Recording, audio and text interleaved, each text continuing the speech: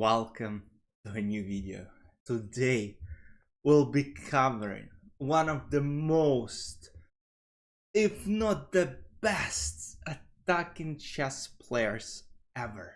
The legend, Mikhail Tal, the magician from Riga. I hope everybody knows him, who he is, what he did. Great chess player, and today we're gonna analyze one of the best, if not the best game he ever played, so-called Immortal game. I mean, there are a bunch of very exciting games he played, but I think this one, when he played against this coach, is absolutely wild. Let's dive deep into it. So, Mikhail starts with e4 and he faces Sicilian defense. His opponent, Alexander Koblantz, who was his coach at that time, plays c5. He goes knight f3, d6, d4, c takes d4, knight d4, knight f6, knight c3, a6, and now bishop g5. Bishop g5 is considered the most aggressive fly in these days against the knight of system. And back then, of course, you're playing against Mikhail Tal. I mean, what else he can play? He can play bishop c4. That was one of the moves that Fischer played a lot, but bishop g5 is just very annoying. And it is annoying even for myself when I face that system. But let's see what happens. e6, f4, queen c7, queen goes to f3, bishop e7, long castle, knight bd7, bishop e2, h6, bishop h4, and now b5. And at this very moment, there are different options for white pieces. So one of them is to go e5, and it looks like white win a piece, but it's not so easy, because after e5, the problem is bishop can go to b7 and attack the queen, so black don't actually lose a piece and don't lose this rook. But there's also idea of going bishop f6, plain simple, and after, let's say, bishop f6, attacking the knight, there is e5. And now, after bishop b7, there is a beautiful knight db5. And now white take on b5 and then take on d6, and the position slowly collapses.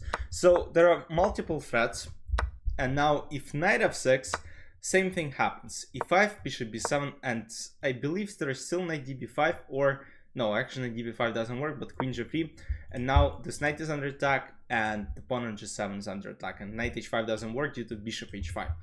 But Mikhail Tal decides to go e5 immediately, and after bishop b7, I think pretty much everyone would play some move with his queen, but not the magician from Riga, because he played skittish.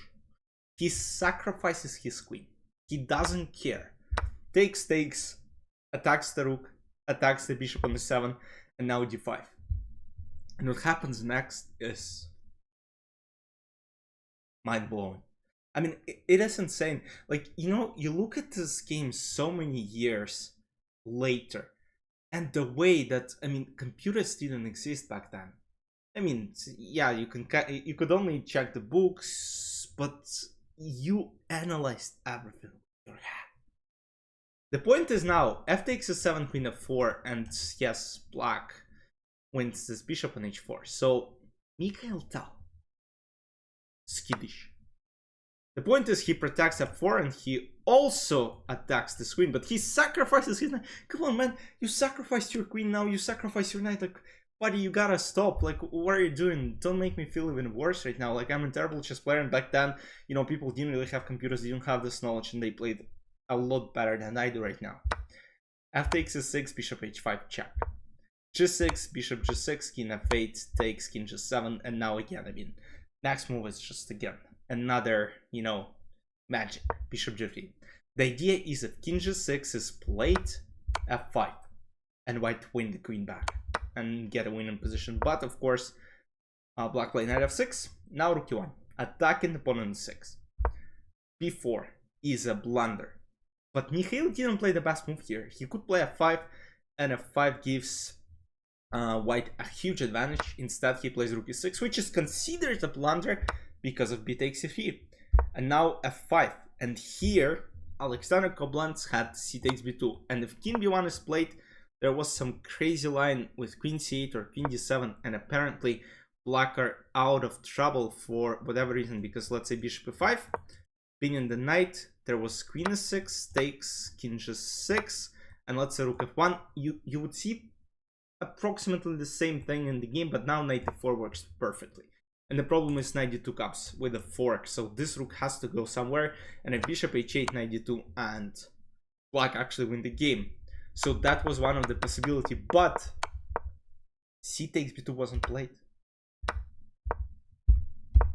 Queen b7 blunder, and now white can win the game.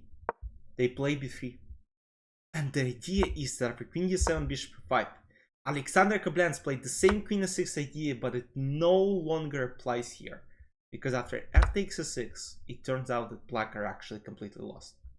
King g6, rook goes to f1, attacking f6, knight. Knight h7, bishop h8. And after rook h8, it looks like white cannot actually promote, but is it true? White got 2 pawns on e6 and e7. Skittish. 3 brilliance in one game.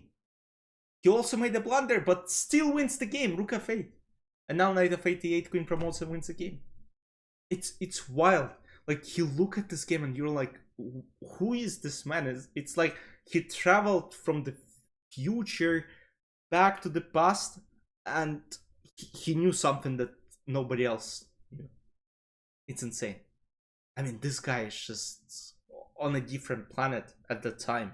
You know, him, Fischer, it's mind-blowing. And now rook f8 takes and e7.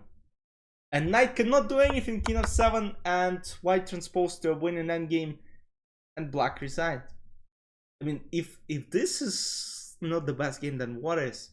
You let me know in the comments what other games of Mikhail Tal or let's say Robert Fischer you want me to analyze, because they played a lot of great games, and there's just a lot of educational material inside, which I think every chess player should study if you're especially, you know, want to improve in your game. Because, you know, when I was a kid, I had a book called Best 60 Games of Bobby Fischer. I believe I still have this book back home in Russia. And, you know, it was a great read. You know, I always liked reading books about chess.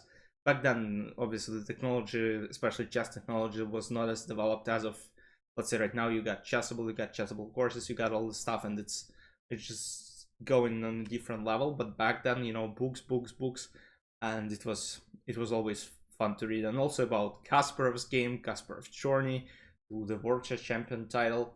Like, you know, it's just insane how chess has changed. Even when I started, like, I still think that I'm Gen Z player. I still use technology most of the time, but, you know, when I started, I was 10 years old. It was 2013, 2012. Still, it wasn't as developed. And 12 years later, I'm still enjoying the game, and the technology is just going insane. We got a lot of strong, you know, prodigies who are getting better and better. But this guy is...